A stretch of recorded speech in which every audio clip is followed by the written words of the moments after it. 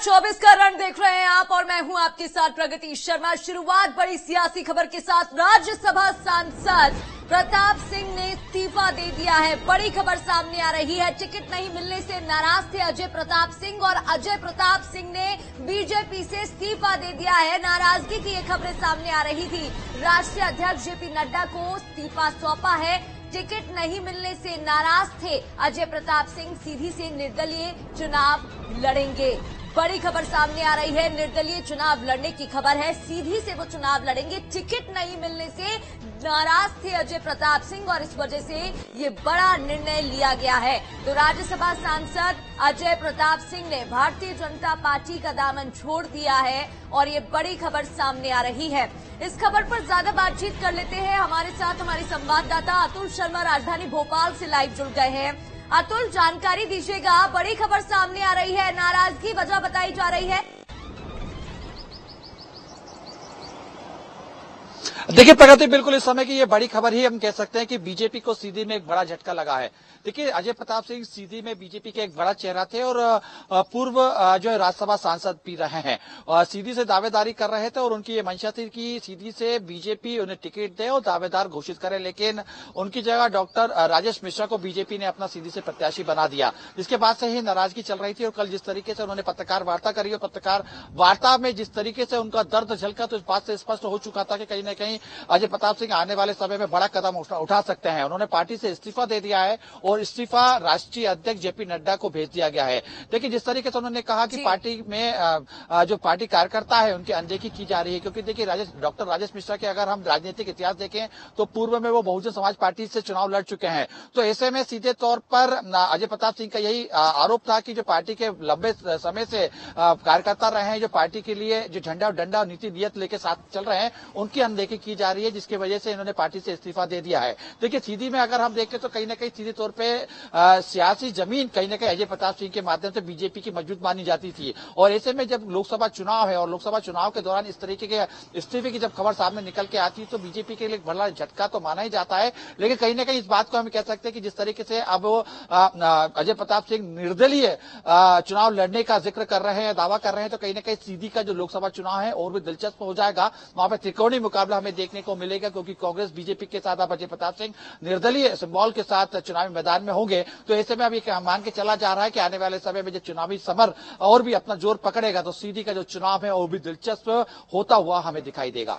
अतुल, यहाँ पर देखिए एक पहलू ये भी है कि आप हर किसी को टिकट नहीं दे सकते हो और हर किसी को सेटिस्फाइड नहीं कर सकते, हर किसी को मैदान में नहीं उतार सकते। लेकिन जब एक दिग्गज चेहरा नाराज होता है तो उसके साथ कई और चेहरे भी जुड़े होते हैं। ऐसे में कितना प्रभाव इनके जाने से भारतीय जनता पार्टी में और चुनाव में पड़ेगा? जी देखिए, इस बात को पहले प्रगति हमें समझना होगा कि आखिर नाराजगी किस बात की थी। अजय प्रताप सिंह लंबे समय से दावेदारी कर रहे थे और सीधी में हम जिस तरीके से देख रहे थे लंबे समय से जनता के बीच में बने हुए थे और एक दावेदारी लंबे समय से वो करते हुए दिखाई दे रहे थे, क्योंकि जमीनी स्तर पर जब जनता से कोई इंसान कोई नेता जुड़ता है तो इस बात की वो इच्छा रखता है, मंशा रखता है कि जिस पार्टी से वो सियासत कर रहा है उस पार्टी से वो चुनाव भी लड़े। और चुनाव की मंशा आलाकमान के सामने वो काफी पहले भी जता चुके थे। लेकिन जिस तरीके से राजेश मिश्रा को वहां पर टिकट दिया गया तो यही आरोप अजय प्रताप सिंह के द्वारा लगाया जाए कि वो व्यक्ति जो पार्टी के खिलाफ पहले चुनाव लड़ चुका है, जो बहुजन समाज पार्टी के सिंबल से पार्टी को डैमेज कर चुका है, उस व्यक्ति को अगर चुनावी मैदान में उतारा गया है तो कहीं न कहीं वो कार्यकर्ता जो ईमानदारी के साथ पार्टी से जुड़े हुए उनकी अनदेखी की जा रही है। उनको आने वाला निर्णय कितना सही है वो नतीजों के आने के बाद साबित हो जाएगा। बहुत बहुत शुक्रिया, नजर आप बनाए रखिएगा, अपडेट आपसे लेते रहेंगे। सीधी से निर्दलीय चुनाव लड़ने का फैसला लिया है अजय प्रताप सिंह ने। बीजेपी से इस्तीफा दे दिया। बीजेपी के राष्ट्रीय अध्यक्ष जेपी नड्डा को इस्तीफा उन्होंने सौंप दिया है। तो देखिए 24 का रण तैयार है।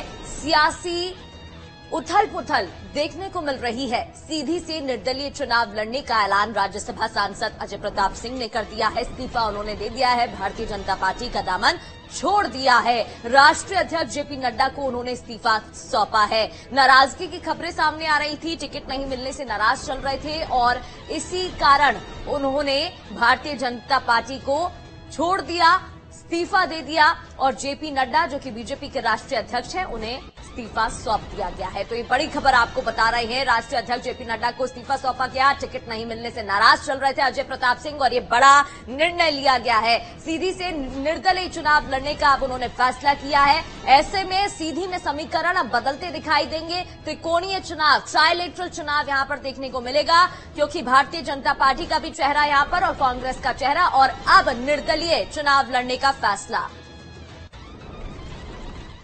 अगर लोकसभा चुनाव की तारीखों का आज ऐलान हो जाएगा, करीब 4.5 घंटे बाद तारीखों का ऐलान होना है और सबकी निगाहें टिकी हुई है। थोड़ा और इंतजार और फिर ऐलान हो जाएगा तारीखों का। दोपहर 3 बजे चुनाव आयोग की प्रेस कॉन्फ्रेंस होनी है।